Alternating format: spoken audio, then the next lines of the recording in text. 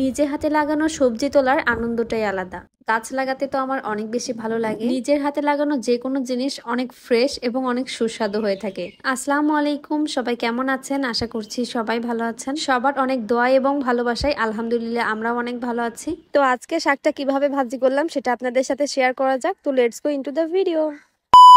তো আজকে সকালবেলায় চলে গিয়েছিলাম বাহিরে। বাড়ির সামনে যে লাউ গাছ আর কুমড়ো গাছটা লাগিয়েছিলাম, সেই গাছে খুবই সুন্দর এবং কচি নতুন লাউ এবং কুমড়োর ডাল বের হয়েছে। ডাল বললে ভুল হবে, কুশি বলা চলে। আমার এদিকে লাউয়ের এই নতুন কুশিগুলোকে বলে লাউয়ের আগা। তো এইখানে লাউয়ের আগা এবং মিষ্টি কুমড়োর আগাগুলো আমি ছিঁড়ে নিচ্ছি। তো আগা ছিঁড়তে ছিঁড়তে এদিকে দেখা হয়ে গেল আমের সাথে। তো যাই হোক, আম দিয়ে কোনো কাজ নেই। এখানে আমি আরো একটা মিষ্টি কুমড়োর আগা ছিঁড়ে নিচ্ছিলাম। এগুলোকে আগা ডগা যাই বলি না কেন, এগুলো কিন্তু মাছ দিয়ে অথবা ভাজি করে খেতে অসম্ভব মজা লাগে। এগুলো তো আগে খেতে জানতামই না এই কুমড়ো এবং লাউয়ের ডগাগুলো খাওয়া যায়, কিন্তু একবার খেয়ে দেখেছি অনেক বেশি ভালো লাগে। যারা যারা খেয়েছে তারা তো এর টেস্টটা অবশ্যই বুঝতে পারবে। তো এই দিকে অনেকগুলো আগাছেড়া হয়ে গিয়েছে, যদিও বেশিরভাগ আমার শাশুড়ি আম্মাই তুলেছে, তো আমি কয়েকটা তুলেছিলাম। এগুলো চিংড়ি মাছ দিয়ে চচ্চড়ি করে খেতে কিন্তু অনেক বেশি ভালো লাগে। আমার শাশুড়ি বললেন আজকে এগুলো ভাজি করবে, তাই এখানে আমি সবগুলো নিয়ে বাঁচতে চলে এসেছি।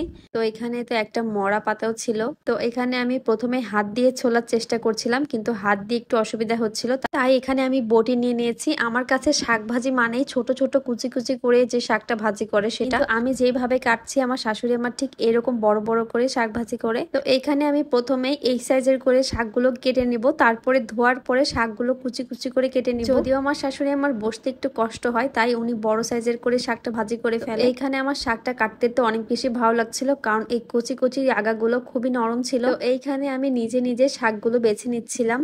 কালকে পোলাও মাংস খাওয়ার পরে ইচ্ছা করছে একটু সবজি খেতে। তারপরে আজকে রান্না করব লাউ চিংড়ি। লাউ চিংড়ি কার কার পছন্দ? লাউ চিংড়ি খেতে তো আমার বেশ ভালো লাগে। তো আমি লাউটা কেটে নিয়েছি, এইবারে পরিষ্কার করে শাকগুলো ধুয়ে নিব। যেহেতু এই শাকগুলো অনেক উপরে থাকে, তাই বেশি একটা কাদা মাটি থাকে না। তবুও আমি বেশ সময় নিয়ে এই শাকগুলো ভালো করে কচলে কচলে ধুচ্ছিলাম। নিজে যখন ধোয়াধুয়ির কাজ করি আমার মনের মধ্যে কেমন যেন খুঁতখুত করে, যে আসলেও পারফেক্ট ভাবে এটা ধোয়া হলো কিনা। যে কোনো জিনিস তো 3 বার অবশ্যই ধুতে হবে। তো আজকের শাকটা আমি বেশ 4-5 বার ধুয়ে নিয়েছি বা তারও বেশি।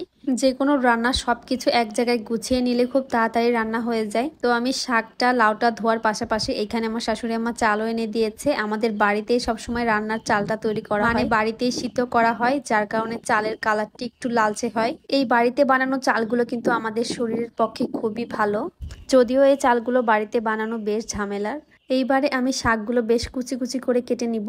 যে কোনো কিছু কাটাকাটি করতে আমার কাছে ছুরির চেয়ে বটি বেশি আরামদায়ক মনে হয়। শাকটা এইভাবে কুচি কুচি করে ভাজলে অনেক বেশি ভালো লাগে খেতে। আমি আজকে শাশুড়ি আমাকে বললাম যে আমি এই শাকটা কুচি কুচি করে কেটে দিই, ভাজি করি, দেখবেন খেতে অনেক বেশি ভালো লাগবে। যে কোনো শাক কুচি করে ভাজলে রান্না করতে খুবই কম সময় লাগে এবং খেতেও বেশ ভালো লাগে। এই তো এখানে আমার শাকগুলো খুবই সুন্দর করে কুচি কুচি করা হয়ে গিয়েছে, যদিও আমি এখানে খুব একটা কুচি করতে পারিনি। এইবারে শাকটা রান্না করার জন্য যে রসুনগুলো ছুলে রেখেছিলাম সেগুলো আমি পাটাতে একটু থেতলো করে নিব। অনেকেই আছে যারা রসুন কুচি করে দেয়, কিন্তু আমার কাছে মনে হয় রসুনগুলো এইভাবে পাটায় ছেঁচে দিলে খুব ভালো একটা ফ্লেভার আসে। এইবারে একটা কড়াই নিয়ে নিয়েছি, আর এই কড়াইয়ের মধ্যে এই কেটে রাখা শাকগুলো দিয়ে দিলাম। শাকগুলো আজকে ডাইরেক্ট তেলের মধ্যে দিব না, আগে শাকগুলো ভালো করে সিদ্ধ করে নিব। তাই এখানে কড়াইতে শাকগুলো দিয়ে এখানে সামান্য একটু পানি দিয়ে দিলাম। এবারে দিয়ে দিব পেঁয়াজ কুচি, রসুন থেতো করা, কাঁচামরিচ এবং পরিমাণ মতো লবণ। এবারে লবণটা সামান্য একটু মাখিয়ে আমি ঢাকনা দিয়ে সিদ্ধ হওয়া পর্যন্ত অপেক্ষা করব। এইদিকে আমি আবার নিচে চলে গিয়েছিলাম, একটা গেস্ট এসেছিল, তো তাদের আমি তরমুজ এবং নাস্তা দেওয়ার জন্য গিয়েছি। আর এই তো এদিকে শাকটা সুন্দরভাবে সিদ্ধ হয়ে গিয়েছে, এবার শাকটা তেলে দিব।